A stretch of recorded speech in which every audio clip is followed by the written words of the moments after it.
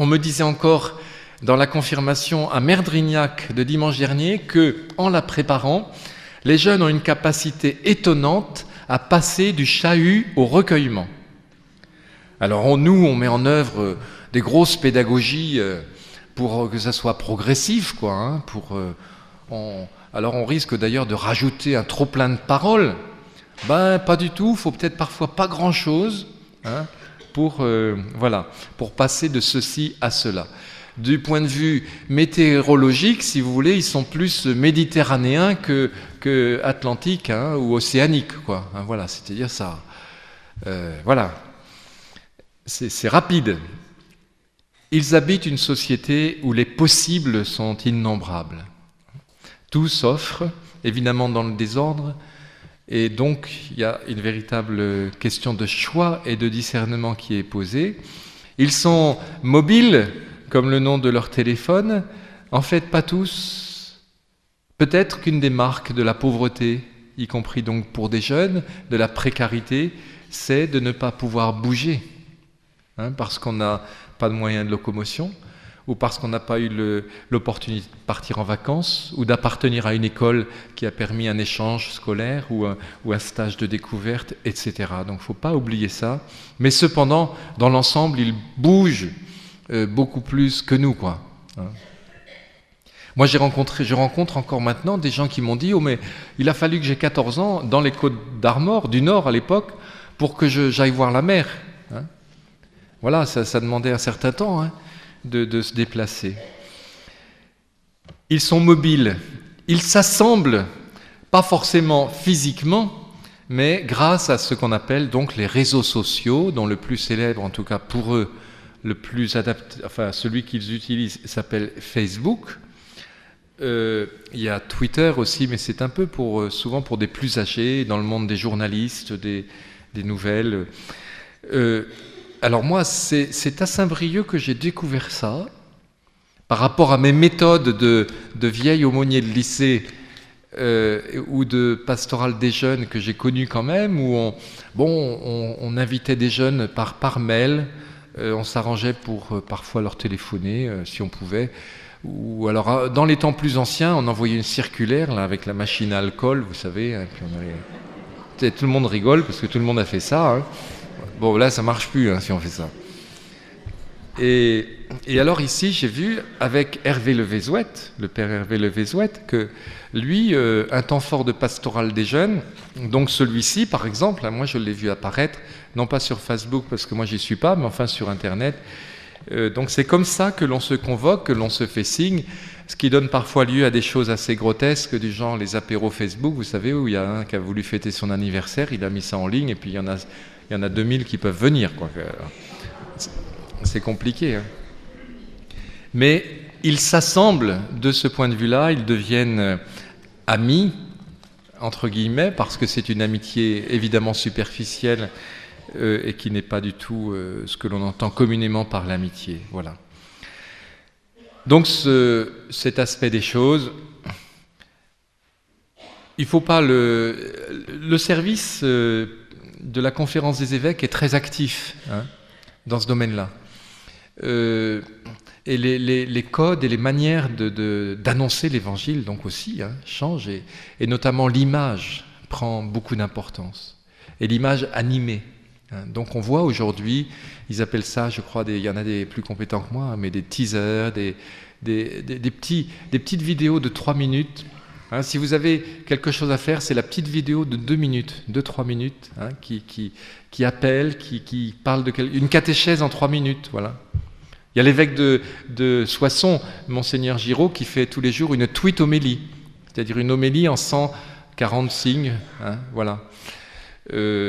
Bon, donc des messages évidemment brefs, alors avec l'inconvénient de la brièveté qui peut déformer. Ils ont grandi dans un monde complexe, hein, ils ont grandi avec le 11 septembre 2001, hein, des Twin Towers qui, par la violence d'un attentat, se sont effondrés, les tsunamis, les guerres, les crises, les procès, les scandales, mais aujourd'hui on est assez bien placé.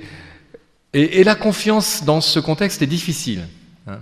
Donc, mettre sa confiance dans une institution, mettre sa confiance dans une organisation, même l'Église, finalement, même l'Église, ça ne sera pas donné a priori.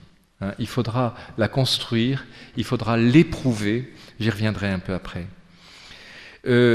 La confiance est difficile et ils savent que ces difficultés liées à la confiance, à la parole, touchent leurs parents. Hein. J'ai appris, j'ai entendu encore récemment, la moyenne d'âge du mariage aujourd'hui. Hein. Ben c'est assez vieux, c'est vieux, hein, c'est presque vieux. Pour les jeunes femmes, je crois, c'est 31 ans, hein, et pour les hommes, 33 ans. Quand je pense à ma grand-mère maternelle, qui avait dit ses parents voulaient qu'elle attende ses 20 ans. 21 janvier 1913. J'y étais pas.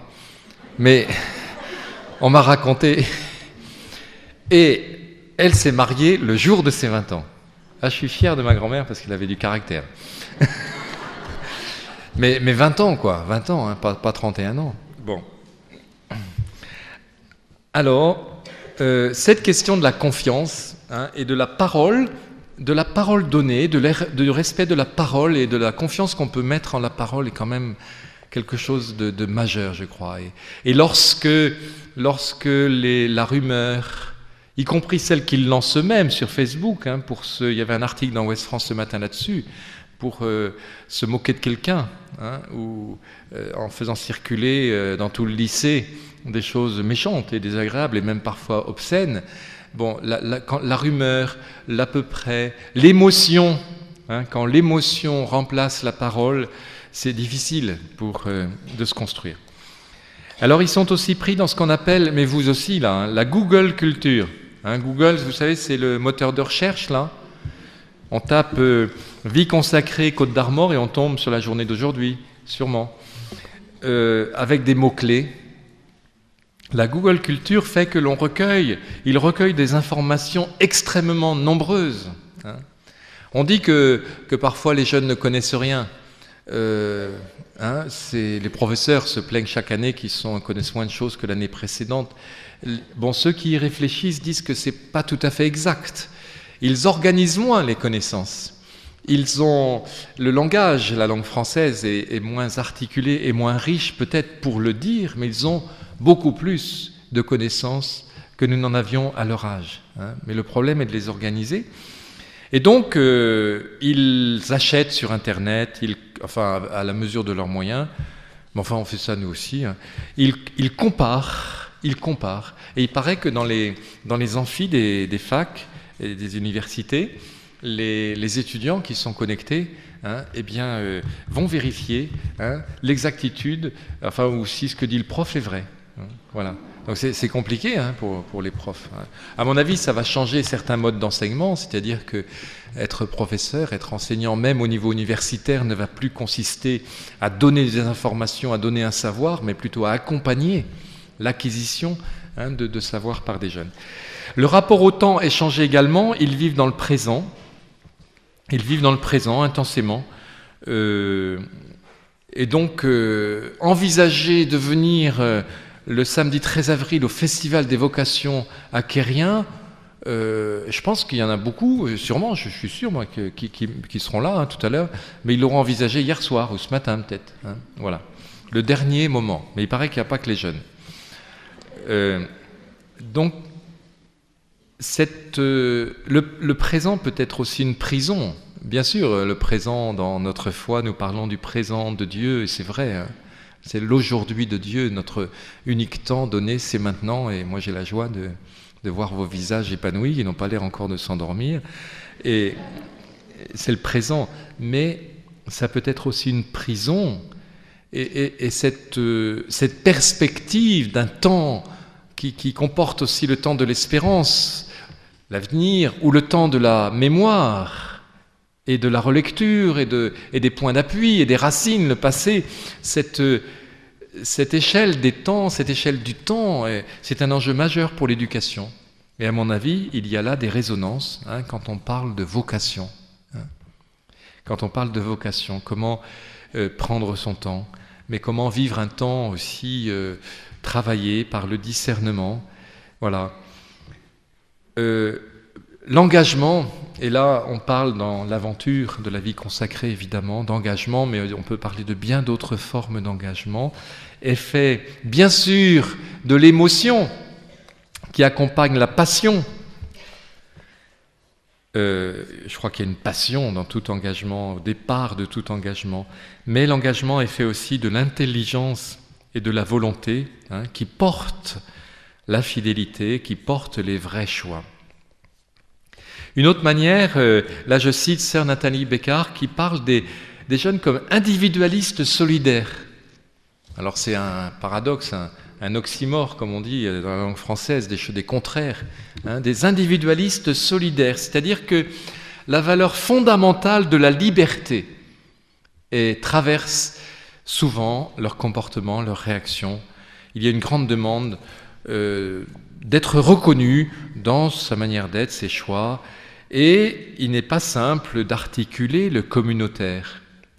Si le communautaire peut trouver une émergence et une réalité, c'est sur la base de l'existence de chaque personne. Remarquez, c'est même pas faux. Mais enfin, eux, nous on est peut-être passé pour le meilleur et sûrement, et pour le pire un peu par quelques moules, dans des noviciats ou je sais. Mais la forme noble et positive du moule, c'est l'habitus. L'habitude, c'est ce que l'on reçoit aussi, c'est ce qui nous aide à nous construire, etc. Alors eux, ils ne sont pas menacés en tout cas par le moule, tellement cette revendication de la liberté est forte. Sauf alors les moules qui les façonnent et dont ils n'ont pas conscience.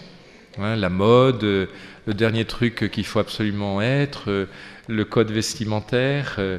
Il y a là, finalement, vous voyez, je revendique ma liberté, mais j'ai tellement envie d'être comme les autres pour ne pas être perdu, pour ne pas être montré du doigt, pour ne pas finalement me distinguer.